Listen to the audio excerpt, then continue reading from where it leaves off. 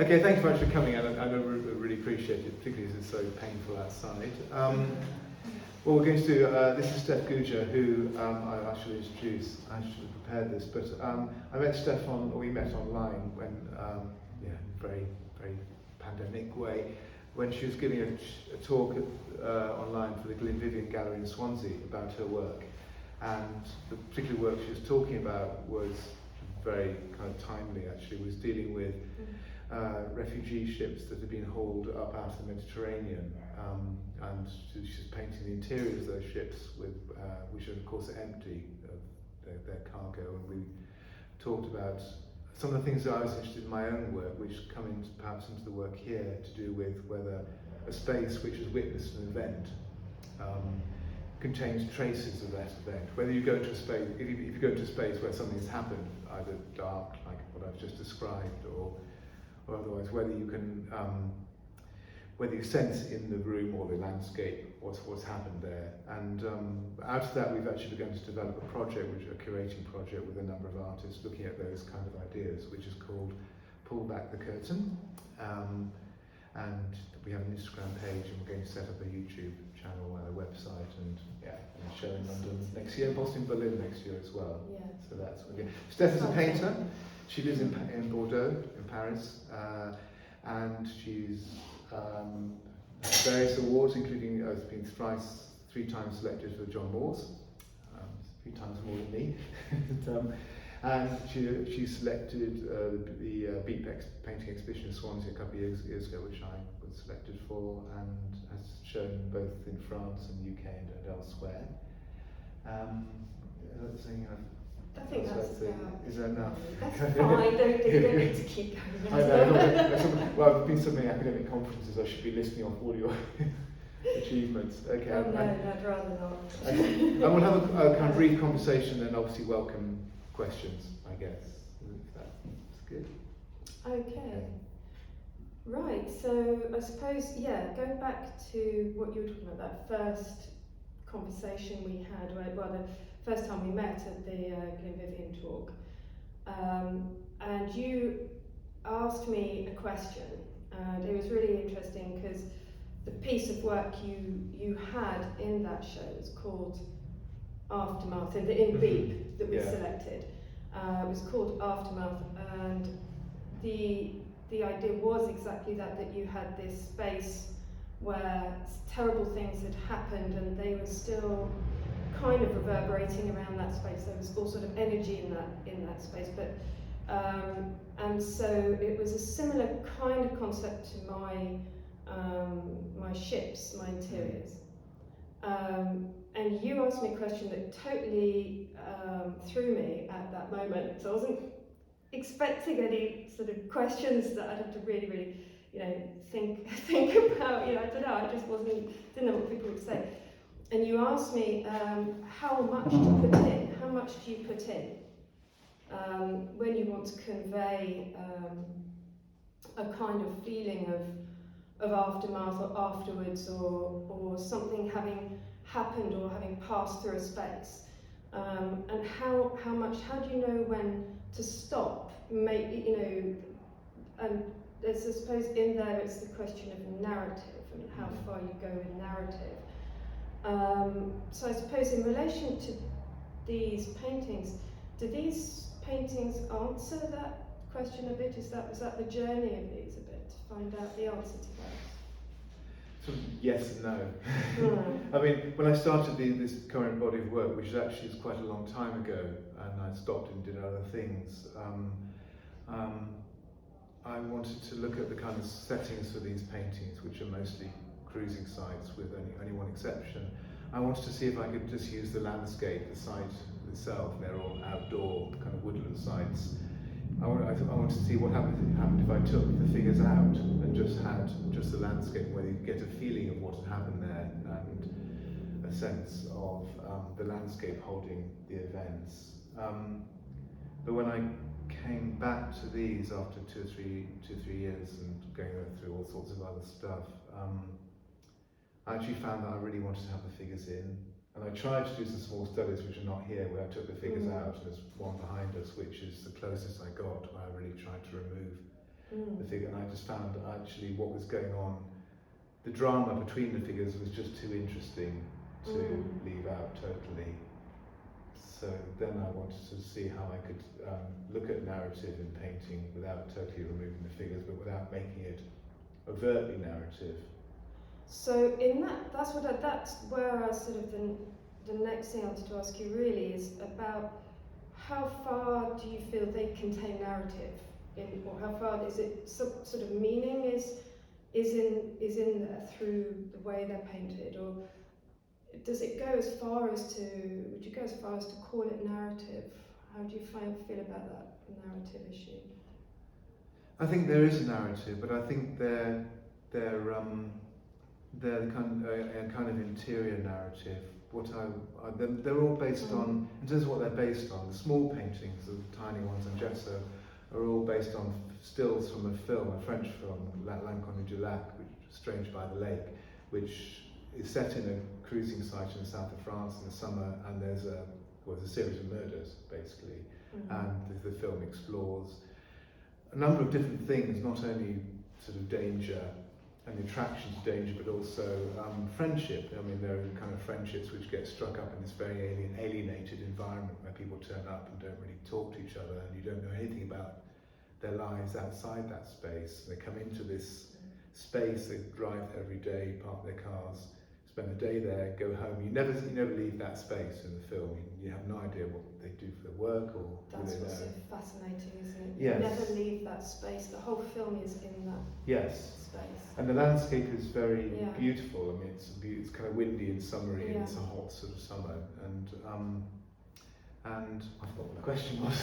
No, it was just about narrative. Yes. But so what happens in the film is that there are all sorts of different contexts. So, for example, on the beach in the film, I haven't painted this. There's a guy who's seen as being would be seen as being very unattractive, and no one bothers to talk to him because the only currency there is beauty, youth and beauty. So, and the main character in the film, who is young and beautiful, does actually strike up a kind of friendship with him.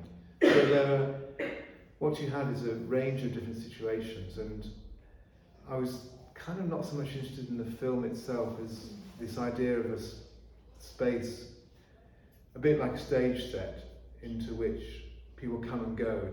It's always there, and it'll be there when, at the end of the day, when everyone's driven their cars off and it's just left to be landscape at night. And I was really interested in this idea of how you could use that kind of space to explore different kinds of emotions, which were way beyond what was in the film, and which were possibly quite kind of ambiguous feelings. So when there's a narrative, it's not clear cut, and you're not really sure whether the narrative is external, whether it's a real thing, or whether it's in people's minds. So for example, say in the painting behind Javier there, where there's the main figure on the left, and then there's a figure coming the path. I wanted to make it, this is also in terms of what you asked about the way that it's painted, I wanted to make it so you're not really sure who that, hi Dave, just grab a chair again. You're not really sure whether that figure in the distance is who they are, what they're like, but even if they're there at all, or whether they're in the imagining of the main figure. And if they are an imagining, what is that main figure hoping for? Is he hoping for an encounter, or love, or someone who he's known who's coming back? So, in a way, I wanted to explore quite loose themes. Or, for example, in the one to your left, with the figure in the kind of tropical landscape. Again, the big paintings, I forgot to say, these are based on other images which I just googled gay cruising sites, and these are all images from real photographs, not sort of actual photographs with figures in landscape. And I think that was just a scene in somewhere like LA, with one of those big drives or canyons in LA with a figure sitting. So I made it much more tropical than it was in the original photograph. But I was partly thinking about boredom and waiting for someone to come around the corner. And the boredom partly came out of, I remember something by Edmund White, where he described when he was a young man living in Rome how he used to spend hour upon hour upon hour just cruising the parks of Rome for sets. I mean, he just talked about how much time he wasted when he should have been writing, just because he was young, in Rome. So I was thinking about boredom, but also there's quite a strong autobiographical theme in it, not in terms of the particular situation, but more widely. For example, in terms of the pandemic, I think that probably does run through these. It's informed them in a way. So being separated from Faye, my partner, just waiting for him to come around the corner, I think there were kind of probably autobiographical strains in these as well. Yes. And so the last thing I'll say about this, I think it's quite a long answer, but so when I made that painting, for example, as I started the painting, I actually had I've told a couple of people this, I actually had a dream, and I dreamt that I was at Kenwood House at a really awful reception for, I'm going too long. I was at a reception with my friend Suzanne, and some of you know who I used to curate exhibitions with, and in the dream we were at this reception, there was this really terrible bling Italian sculpture with kind of diamonds in it, which is, we'd actually been in real life to a reception like that for the Singapore International Art Foundation, and been sponsored by Swarovski, the jewellery people. And there were these big steel sculptures with little jewels stuck in them. It was terrible, really terrible art. And anyway, in the dream, we were at this reception, and I just wandered out down to the lake at Kenwood, and there's woods by the lake and a little pavilion. And I went through the woods, and there was this huge, already overgrown, there was this great big wrought iron gates, and it said massive, 20-foot high, and above it, it's like Victorian, there was big curved letters across the top saying East Asian Botanical Gardens. And in the middle of the gates there was a big square hole, and I thought, I'd really like to climb through that hole, but I mustn't leave Suzanne in this really cramped reception on her own. And I thought, it's too bad. So I kind of clambered up and crawled through, and I was in this landscape. It's very hilly, more like Bali than Singapore, but like a tropical botanical gardens. So I think there are probably layers of yes. experiences and memories and things. Yes, and films.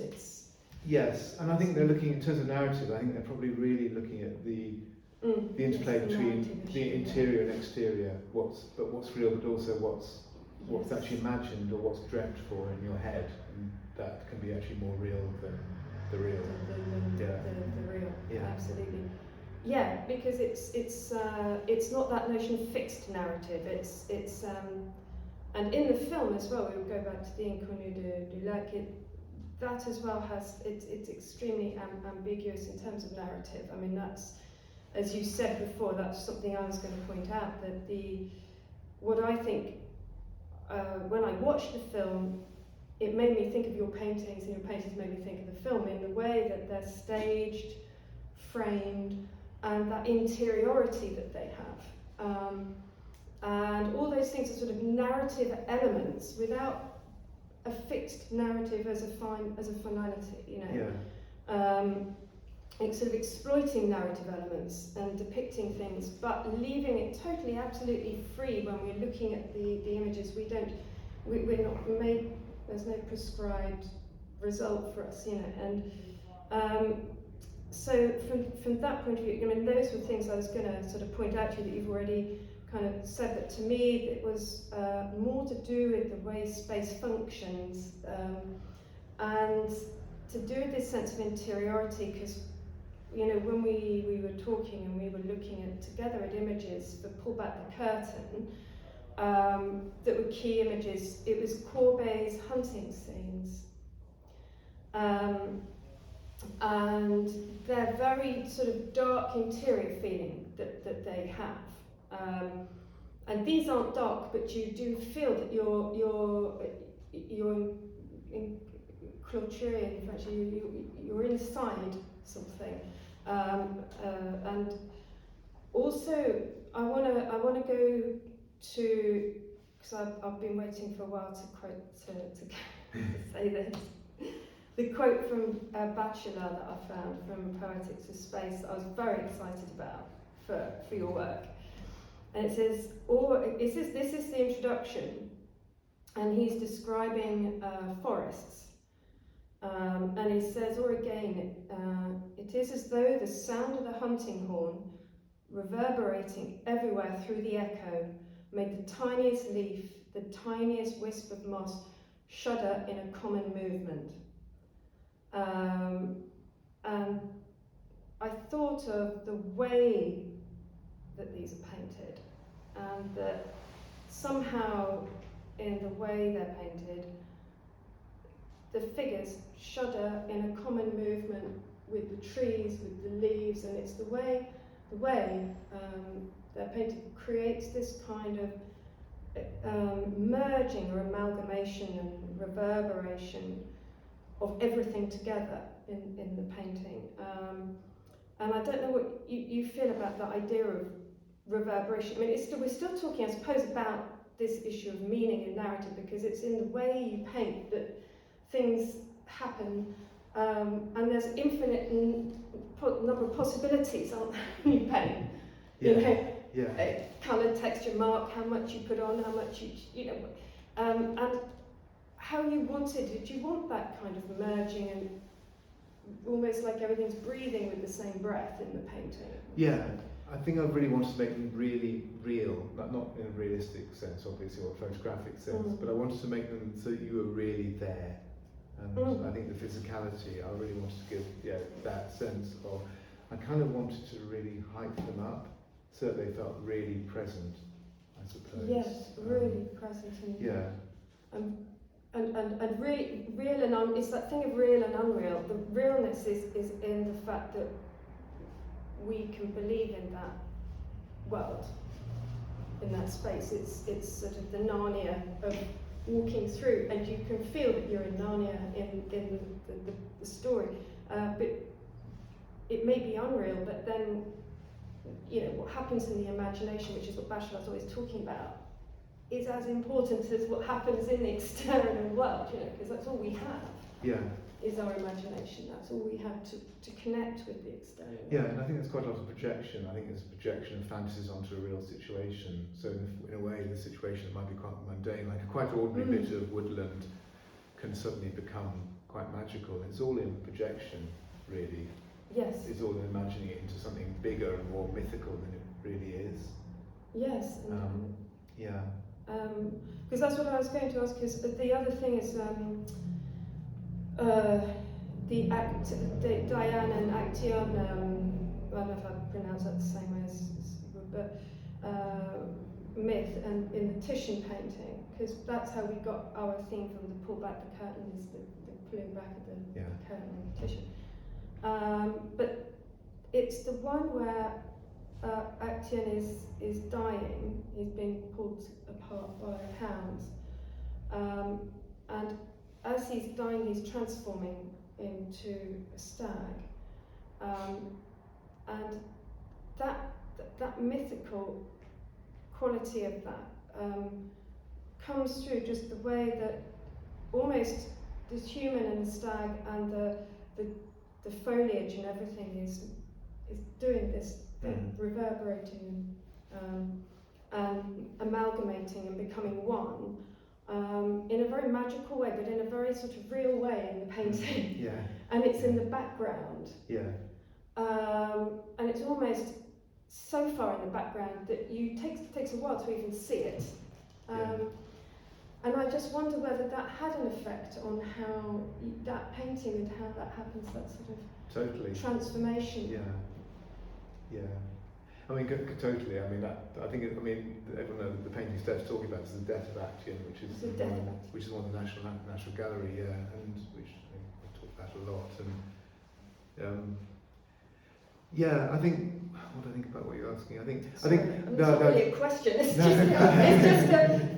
Did that painting inspire you? Yeah, that's totally. the question. I can't stop thinking about that painting. And I think what's amazing about that painting, we haven't really talked about, is the thing about time. And because what happens in that painting is that, for me, anyway, and I've probably talked about this to people here before, but I think what's incredible about that painting is that it encompasses time, because you have this thing which is happening right in front of you. So it's like you're walking in the forest, like one of these scenes, and suddenly you're just walking along. It's a really blustery autumn day, and suddenly this Diana, the goddess, who's massive in the painting, just rushes past you, and she's really huge. It's like she's full length of canvas, isn't she? Yeah, so she's 6'5", 6".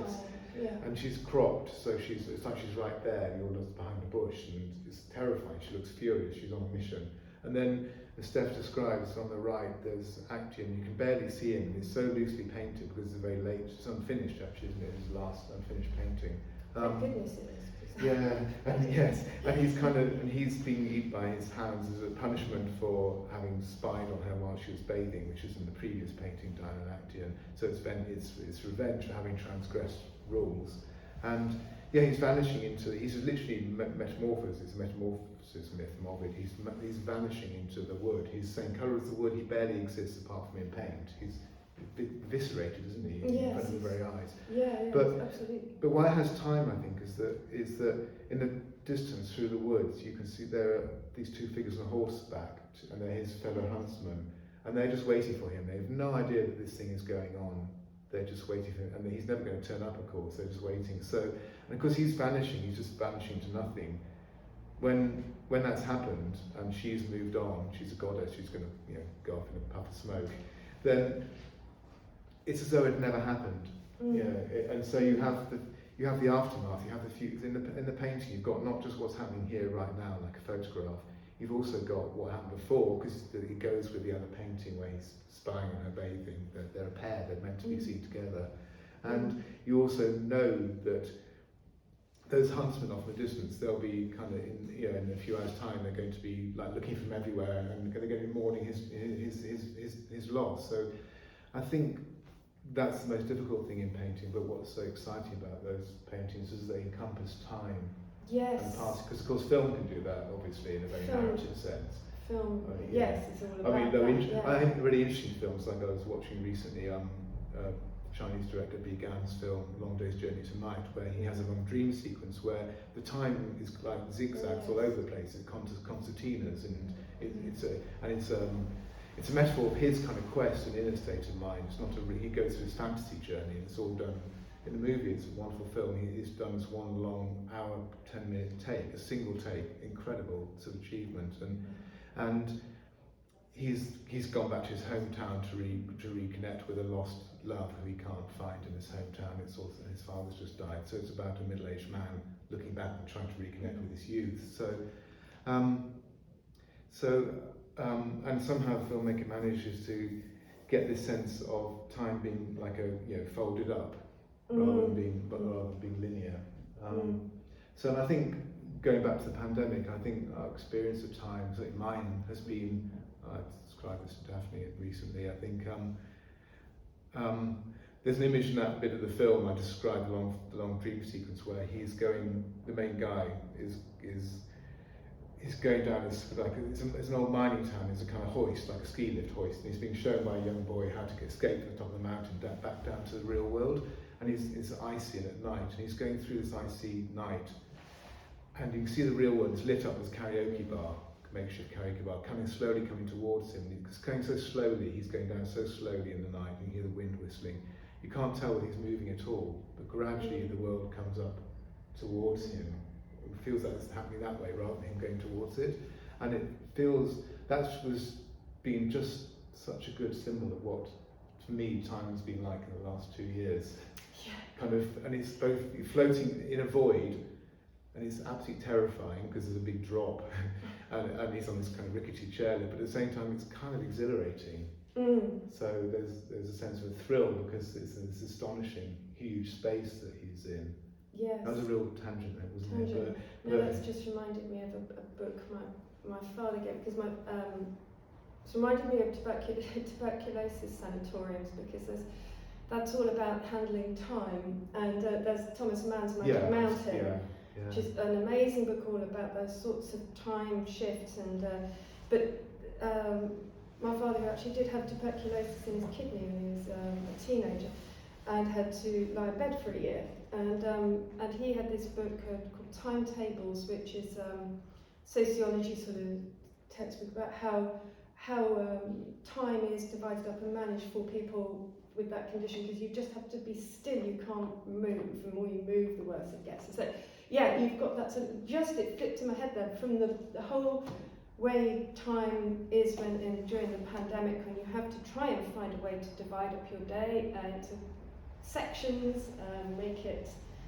And I think what happens in that is that it's true with Dad is that then your imaginings become more real than the real.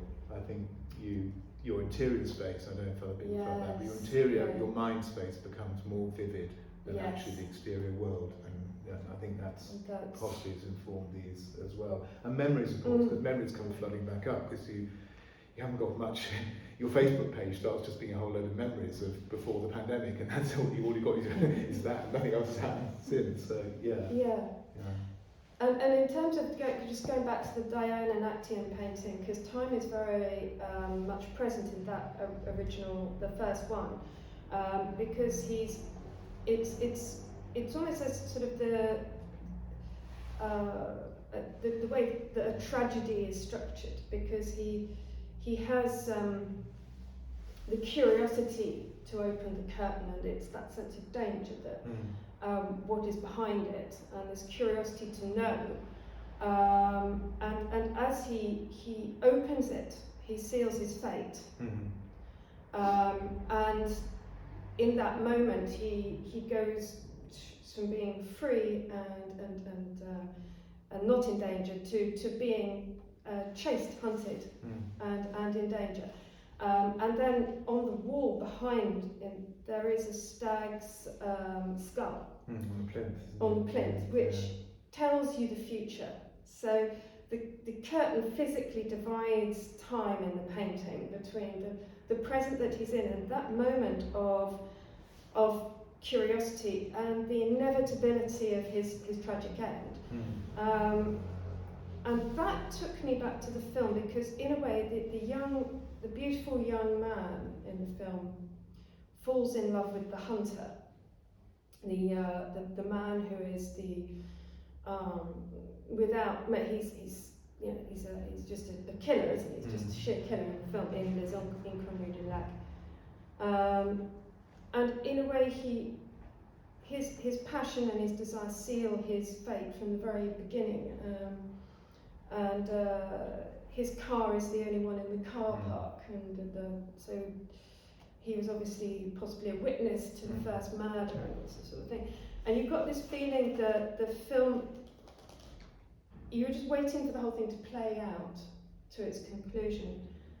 And that takes us back to my last sort of point I wanted to make really at the end, so I don't know how much longer we're going to go on, but it is to do with that nature of encounter in film and the nature of encounter in these, and how much it's about how much threat comes into these as a sense of threat, and how much that sense of inevitability of encounter, or the threat, and perhaps that sense that any encounter that is, there's a palpable sense of menace or not, what that might be in these paintings relating to the film and the painting of Diane. Yeah, well, you sent me the questions beforehand, and that was the last question. It was actually about fate, wasn't it? About fate, yes. It's about fate and inevitability. When I read that, the questions are great. When I read that, actually, my brain completely froze. I didn't know how to answer that question and I had to talk to Faye about it this morning. I had quite a long conversation with her on the phone because I didn't know what to say. Excellent, the last one. I'm going to like it. I'll tell you why, because I find that, because I think I'm really kind of torn. And I'll talk about this. Going to come a long answer because to think about quite a lot.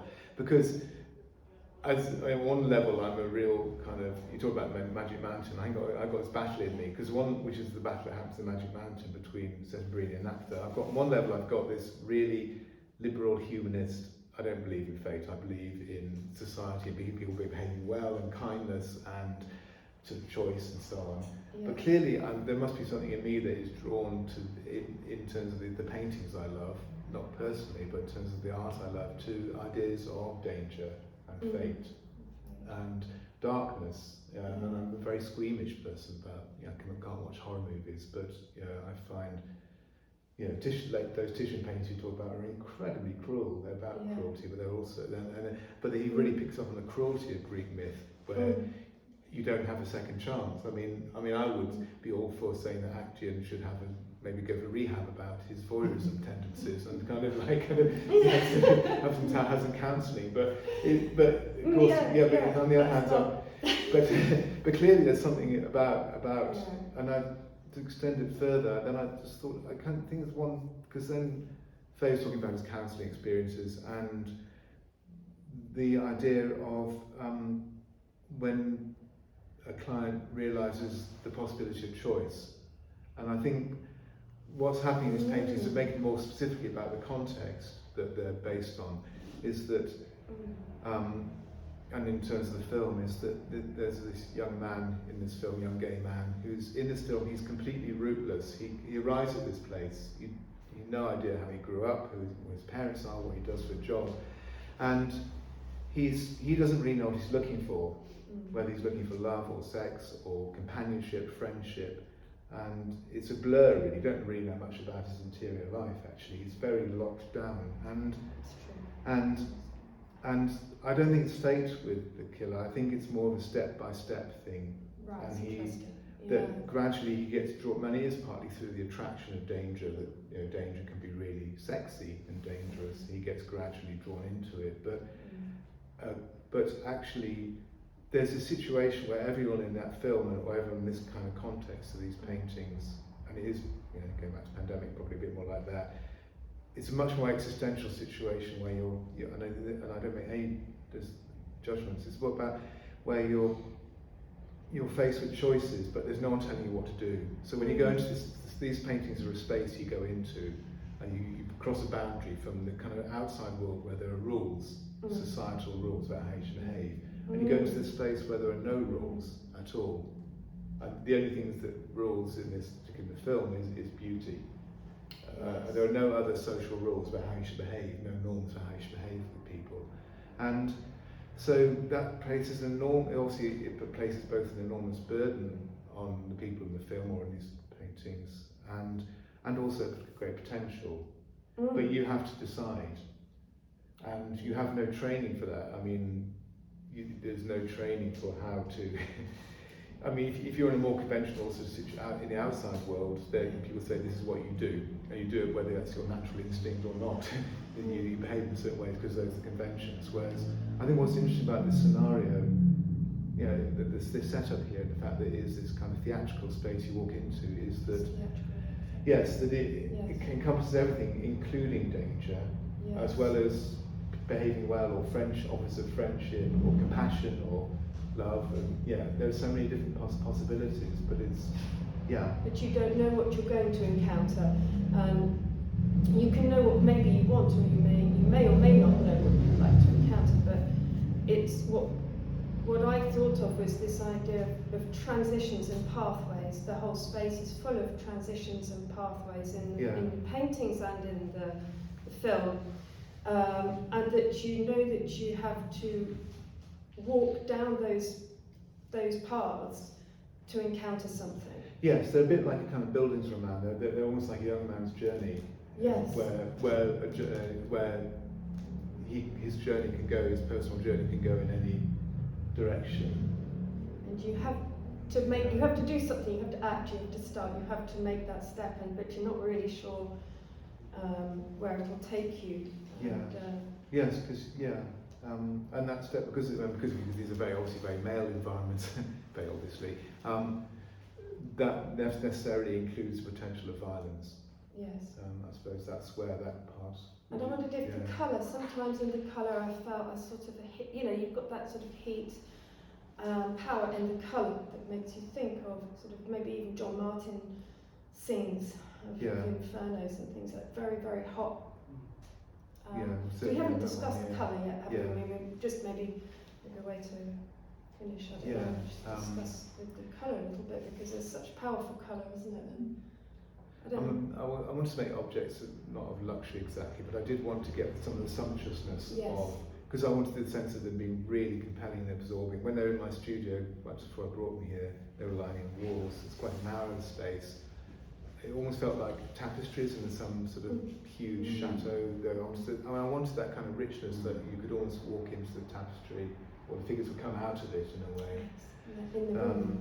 And in terms of colour, exactly. In terms of colour, yes, they almost, with probably the fumes of Turks, but you start feeling like that they were doing. You get a bit, don't you? Yes, it should be towards the end of the day. It starts feeling they are coming out. Obviously, I'm on my own too much, but they start feeling like they're coming out into the room. And is that what it lines up all the way? Possibly, yes. Yeah. And the only one, so the last thing I'd say is, in terms of colours, the red one. Yes, that's the one I'm looking at there. Well, I very deliberately wanted to change, because it's not a red photograph, it's a still from the film, it's green, like all the others, but actually I wanted to use that kind of hellish red, so I wanted to sense, because the figure on the right is the murderer, is going off into the woods with another guy who he does actually eventually kill, and I wanted to get I wanted to see if I could get a sense of danger without actually showing someone with a dagger in their hand, or in a way. Exactly. That's that narrative, isn't it, we were talking about earlier, how to do it without saying it. Yeah, and that we're very conscious to use colour to colour for that. do that. I think that one comes across really lovingly though, at the same time. It has like that duality of it because of the colour choice, and I think that's, it's really strong, it's amazing. Someone else said that came earlier today, that actually it has that kind of like, you feel the danger, but at the same time you feel the love at the same time, or like the passion, or the anticipation of what is to happen, or not happen. It's really interesting. Yes, and that stage, although they're not really about the film, but as it happens, at that stage in the film, you don't know what the situation is going to be. Yeah. You feel that. And it's also something that you mentioned as well about, because the film, I've seen it many years ago, but in terms of like the cruising aspect, there's almost like that kind of like unspoken kind of like hierarchy, as you were mentioning as well, and the intimacy, but the danger as well. And it's I think it's quite apparent in a lot of the works that you capture that beautifully, the way it's kind of come across. Thank you. Yeah. I mean, there's the little painting over there against the pillar. I wanted to get that sense of. You talk about hierarchy because it's a very simple scenery. It's nothing complex, but there's this older, less attractive guy who's basically chancing his arm. He's literally actually, he's actually taking a chance that he might get off with much more good-looking younger man. So, and then there's the younger guy is sort of maybe going to let him just out of a sheer generosity of like, why not? Why not be kind in a way? So there are ranges of feeling.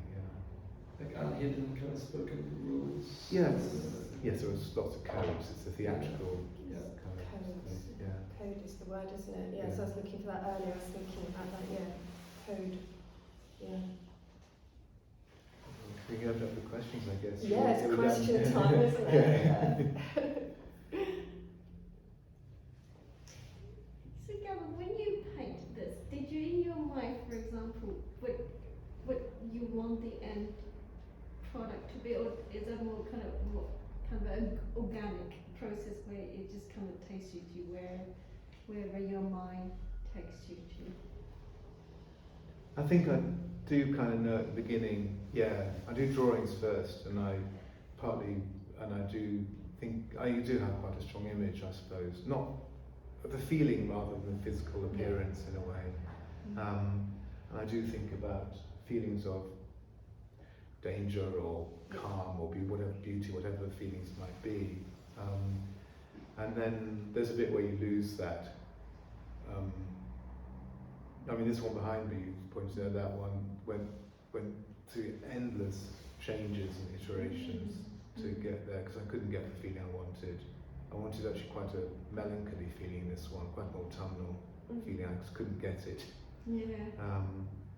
And so I just then hopefully gradually get back to, and it obviously becomes something else, but has that original feeling. You come back to it, I suppose.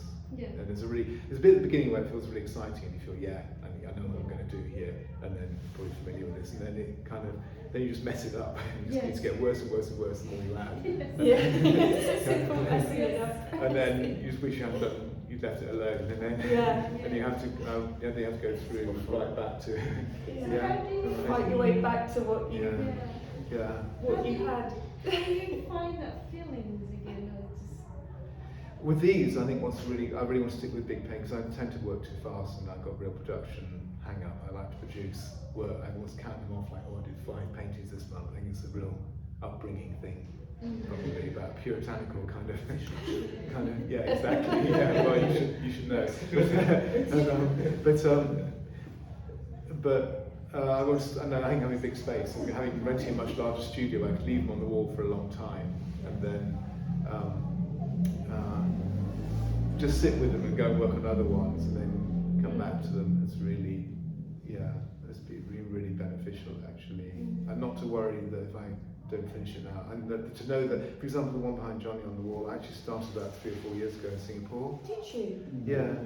But I was working first of all with this whole subject matter, and I brought it back and rolled it up, and I was just going through sorting out my home studio in the garden, and I unrolled it. Thought, actually, it's quite good. I tend to really dismiss my old work, and so I brought it into my main studio and really worked back into it. So actually realizing that you can go back in and you're not going to lose.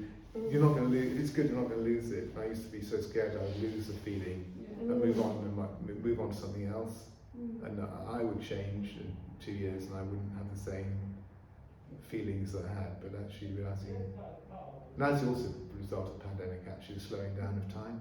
Realizing there's no rush. Yes. You can take time with something. You don't have to come up with You don't have to do 5 in a month, and especially you can actually let it. Yeah, especially at the beginning when nothing was happening. Now it's all back to pressure and shows, everyone else having shows, and you think, oh, yeah, you've got to have a show, you've got to do that. But actually, at that very beginning, where there's no external pressure at all, everything is stopped. It was fantastic, I think. Yeah, and no social media, really. No one's doing anything that you might feel anxious about, envious about.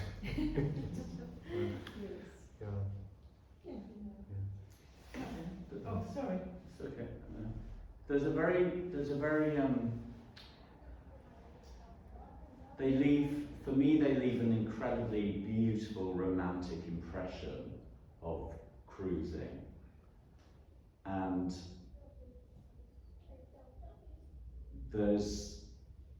do you think that is to do with your choice of colour and the way that you paint? Because that for me has a lot more kind of menace in terms of, it's kind of like the gates of hell in a way, sort of, that's where is it going, where are they going to? John Martin, It's, whereas, there's an exoticness to a lot of them, because of your choice of colour, because of the way, the sort of the very physical sort of brush strokes and painting. I don't know what I'm trying to say.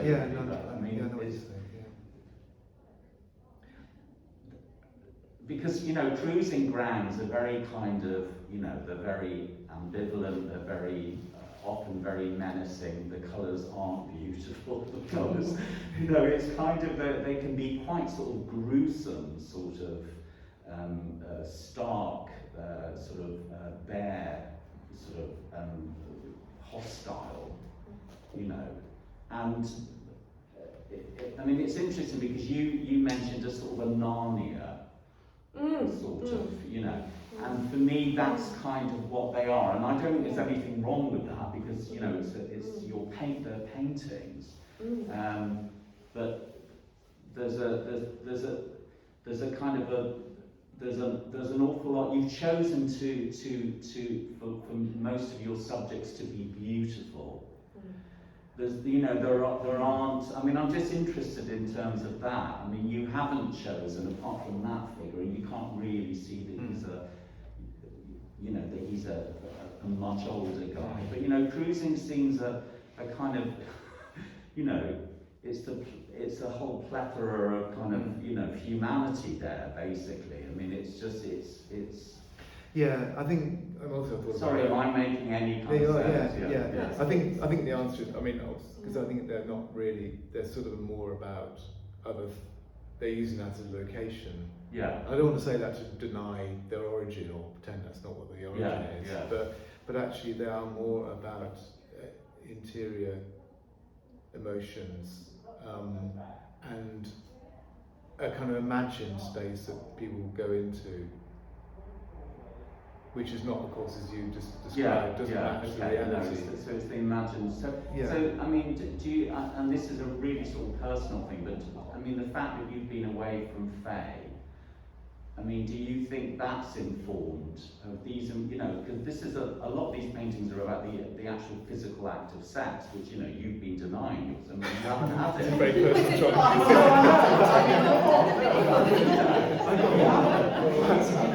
I've got students here.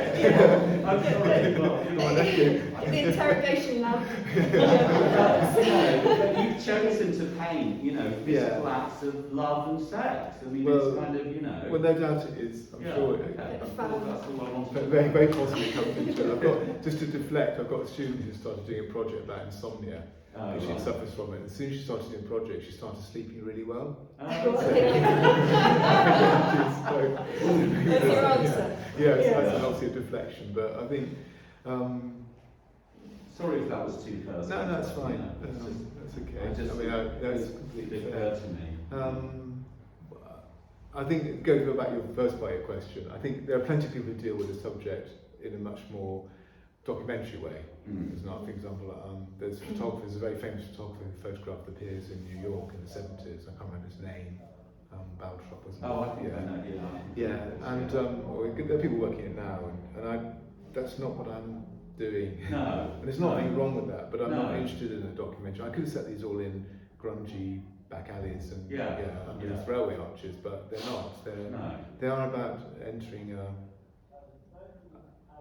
I think I probably am quite naturally quite a lyrical. No, I mean it's interesting. It's just that what you person. said. I find that one really difficult because I find painting ugliness really difficult. Or the one behind me I want to make really. I did actually want to make the one behind me exactly what you just described. Yeah. I want to make it quite sordid and ugly, and I found it really difficult to do that. It's kind of a beautiful sordidity or whatever. Well, that's with I mean, it's kind of for me, it's I think you can't. You have to. I see your painting. You have to kind of create beauty in a way. I mean, it's they're all very, very, very beautiful, and that's what I love about them. So it's.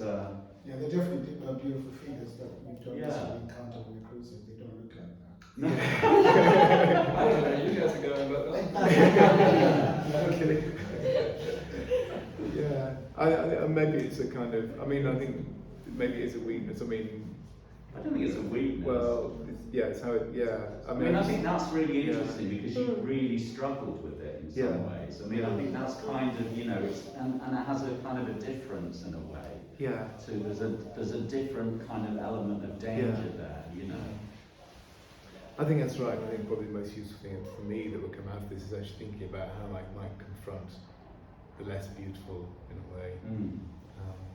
But it is kind of nice that they have. I wouldn't say that they are kind of made nicer than they possibly could be, because I've had some amazing cruising times in my life, and some of these just brings back kind of like those romantic moments, like memory-wise, and you're like, oh yeah, okay, and then you kind of transport yourself as kind of like small snippets of like these beautiful moments that you kind of have in my past, and that's why I think I'm really drawn to all of them, because they all have that kind of like a little bit of danger, but like the beauty aspect, and the kind of the colors are vivid and strong, and because you feel passionate about something when you are cruising in a sense, because there's a lot of stuff going on in your mind and in your body that you don't necessarily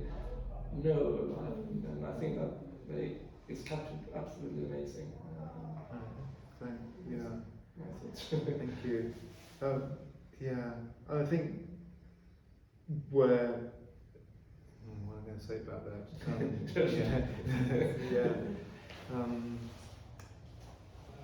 There are other realities like don't really paint. I mean, I mean, for example, we mentioned I talked about Titian and Death and Actaeon, or we think about the painting, the Flame Mauserus, which is a terrible, terrible painting where Mauserus is being hung upside down and being flayed by Apollo. It's the most cruel painting, but it's beautiful at the same time. It's beautiful, and Yeah. that's what painting can do. That is so incredible. But that's not like the truth, is it? I mean, that's a problem, I think, for me, is that the real truth about cruelty is that it's sordid and yes, the real truth. and ugly and, yes. and mean and small and happens in a small place. And Yes. yeah, it's not like pain. That's a problem for. I don't know. Maybe it's the wrong. Maybe different languages deal with different things. Maybe it's not the right place to deal with. Trying to think of paintings that do deal with because Sickert from the Jack Ripper paintings. yeah, Sickert. I mean, Sickert's great at that. Because I mean, when I was just thinking back to I did a series about the communards in their coffins that I was really intrigued by because I didn't you couldn't see where they'd come from, whether they were soldiers or whether some of them looked like they were dressed as poets. And This is in Paris in 1870. 1871, yes, the Paris Commune. And it was just this one photograph that was very interesting, and I made some paintings from it. And in a way, when you've already got the photograph or you've already got the reality, you don't really want to recreate that in the painting. You want to do something else. And in a way, what the painting, I always find what painting, when I take a subject that's related to something tragic or painful, is what you want to do is love it and hold it for a while and release it. And that's what is the Lusitania series. But all those things are about tragedies. The painter, I don't think, just wants to wallow in misery. That there is this sense that you're holding, you're trying to set something to rights and give it a different outcome even, and love it and somehow release it in a different way. Somebody I spoke to who was doing some work on a group of World War I young men who were all killed in their teens or early 20s in World War I. They were all from Lambhurst, they were all from somewhere in Kent. And he said that the drawings and the work he did was an embrace. And I thought, yes, that's in a way what you want to do to subjects, is embrace them. And I don't know if it's necessary if you want to do that. It depends what you want to do, isn't it? I mean, some artists may want to, and with the blood and the gore in these painted, the communard work, didn't want to illustrate that, but wanted it present, but in a way that it's in the paint, but don't want to illustrate that, and you don't want to, you go as far as you need to go, I suppose, because in order to show that you're embracing something painful, you need to show the pain, and then embrace it, and then it's a juggle between elements of pain and love, I suppose. I don't know what you think about that. I think about the Goya painting, The Execution of the 5th of May, where it's a terrible scene of people being executed by French soldiers, but it's the most beautiful painting. The colours, the paint handling, the light, it's just astonishing. Maybe it's to do with engaging the viewer with the subject partly. Tribute and yes, that's a memorial piece in a way. Yes. Saying this is what, as Goya says in one of the etchings, this is what happened. Look at this. And making it something you can look at or you're drawn to look at because it has that beauty. Yeah, and then you can sneak stuff in. If you get stuff in under the surface, I think that's part of that. And I quite like the idea of this subject matter being snuck in quite classical painting language. Exactly. That's how I took it, because I'd had, I just have understood that. But it's a really, really good question, because it makes you really think about it. What should we be depicting? Yeah, and how. And how. Yeah.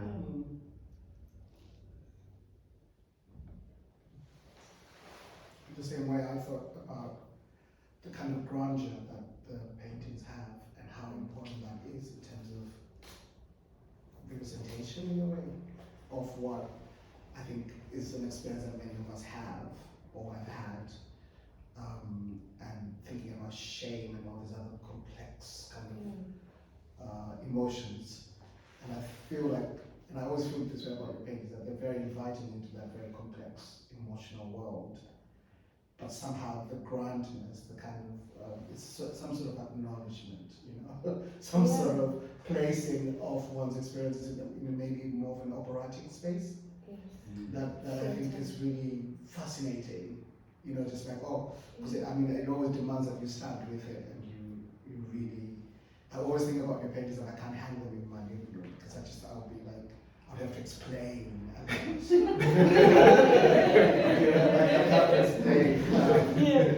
Because there's something demanding about them, but I think it really kind of lifts you up and places you in it feels like these belong in a bigger space in terms of culturally. So in a way, just evolves one's experiences into a bigger realm, I think, which I really think is important.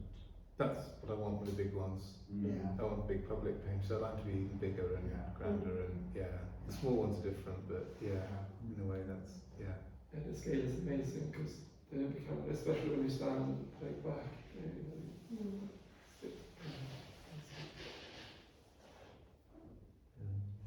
Other questions or I don't have a question, but I just want to say I love your handling of paint. I love the looseness, and I also particularly love the way you handle flesh.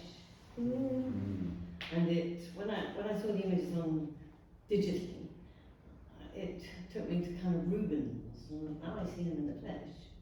Yay! They are Rubenesque in a way, aren't they? And you're celebrating male flesh, like Rubens celebrated mainly female flesh, and I like that. Time thing, if you like, what was happening 300 years ago. Now. Someone came to the studio friend Judy, she said that they felt that they were a conversation with past paintings, and I'm probably very aware of that in a lot of these paintings we've talked about, or Poussin, or Watteau with the figure on the swing, or all sorts of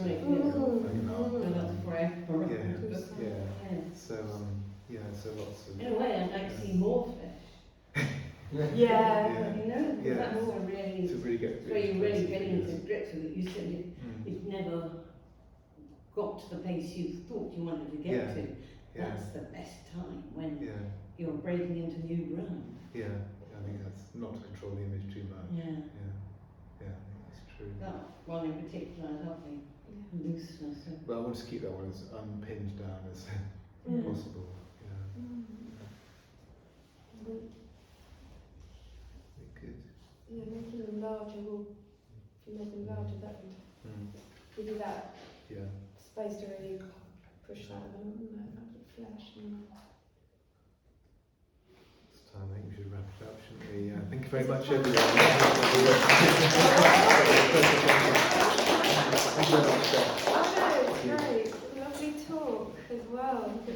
If anyone wants to stay, I think we have to rush off, but I've got some cakes and soft drinks. We'll out if you wish to stay in the room. Otherwise, thank you very much for coming, everyone. Thank you.